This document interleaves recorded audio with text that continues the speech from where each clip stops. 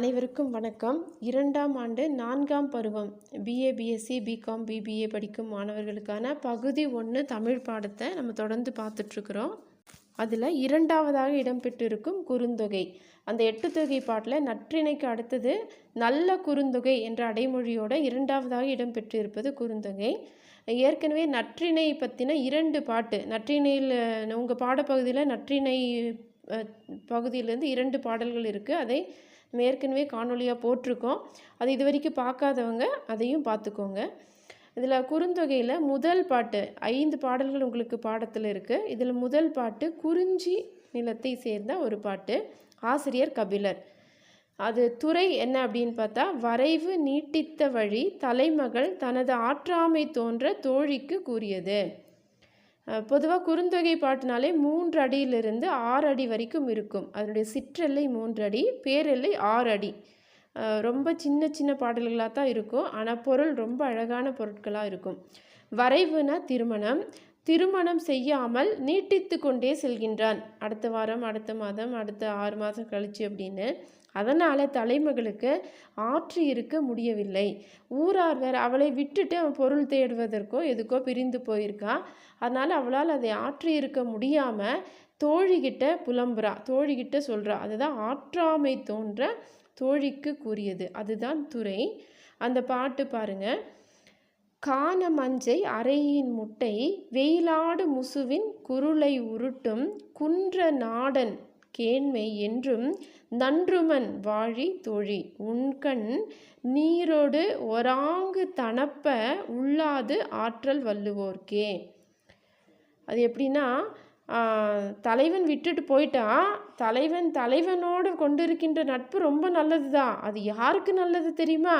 அவன் விட்டுட்டு போனால் பரவாயில்ல அப்படின்னு ரொம்ப அப்படியே மனத்திடத்தோடு இருப்பாங்க பாருங்க, அவங்களுக்கு நல்லது. ஆனால் என்னால் அப்படி இருக்க முடியலையே அப்படிங்கிறத சொல்கிறான். அந்த பாட்டு அந்த அடிக்கு அடி பொருள் சொல்லி நல்லா கவனிங்க. கான மஞ்சை, கான் அப்படின்னா காடு, மஞ்சை அப்படின்னா மயில், அறை அப்படின்னா பாறை, ஈன்னா ஈன்ற முட்டை. ஒரு காட்டில் இருக்கின்ற அந்த மயில் அப்படிங்கிறது குறிஞ்சி நிலத்தினுடைய பறவைகளில் ஒன்று. இந்த காட்டில் இருக்கின்ற மயில் ஒரு பாறை மீது முட்டையிட்டுள்ளது. அந்த முட்டையை என்ன பண்ணுது? அந்த வெயிலில் விளையாடிட்டு இருக்கின்ற ஒரு குரங்கினுடைய குட்டி அந்த முட்டையை உருட்டி உருட்டி விளையாடுது. 2வது அடி பாருங்க. வெயிலாடு முசுவின் குருளை உருட்டும். முசுனா குரங்கு, ஒரு மாதிரி முகம் மட்டும் கருமை நிறமாக இருக்குமா, அப்படிப்பட்ட ஒரு குரங்கு. குருளைனா குட்டி, குரங்கினுடைய குட்டி உருட்டி விளையாடி கொண்டு இருக்கின்றது. அப்படியே கொஞ்சம் அதை கற்பனை பண்ணி பாருங்கள். ஒரு முட்டை எப்படிங்கிறது எவ்வளோ பாதுகாக்கப்பட வேண்டிய ஒரு பொருள். அதை குரங்கு குட்டி உருட்டி உருட்டி விளையாடுதுன்னு நமக்கு ஐயோ உடஞ்சிருமோ எப்படின்னு இருக்குமில்ல. அந்த மாதிரியான ஒரு அந்த சூழ்நிலையை இங்கே கொண்டு வராங்க. காட்டில் இருக்கின்ற மயில் பாறை மீது ஈன்ற முட்டையை அங்கு விளையாடி கொண்டிருக்கின்ற, வெயிலில் விளையாடி கொண்டிருக்கின்ற ஒரு குரங்கினுடைய குட்டி அந்த முட்டையை உருட்டி உருட்டி விளையாடி கொண்டிருக்கின்றது. அப்படிப்பட்ட குன்ற நாடன் கேண்மை. நாடன்னா குறிஞ்சி நில தலைவன், குன்றுனா குறிஞ்சி நிலம், மலையும் மலை சார்ந்த இடமும். அந்த குறிஞ்சி நில தலைவனுடைய கேண்மைனா நட்பு. அந்த குறிஞ்சி நில தலைவனுடைய நட்பு என்றும் நன்றுமன் வாழி தோழி. அது என்றைக்குமே நல்லதா, ரொம்ப இனிமையானது. அவனோடு கொண்டிருக்கின்ற நட்பு ரொம்ப இனிமையானது. அவன் நல்லா இருக்கட்டும் ஏன் தோழி அப்படின்னு சொல்லிட்டு, அது யாருக்கு நல்லது தெரியுமா?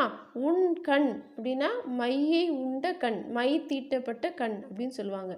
அப்படி உன் கண் நீரோடு ஒராங்கு தனப்ப, அப்படியே அந்த கண்ணில் நீர் நிறைந்து, மையிட்ட கண்ணில் நீர் நிறைந்து அவனுடைய பிரிவை, அவன் பிரிஞ்சு போனால் பரவாயில்ல அப்படின்னு சொல்லி அந்த பிரிவை நினைத்து வருந்தாமல், அவன் பிரிவை பற்றியே நினைக்காமல் இருக்காங்க பாருங்க. உள்ளாது அப்படின்னா எண்ணாமல், நினைக்காமல், உள்ளத்தால் நினைக்காமல், அதான் உள்ளாது.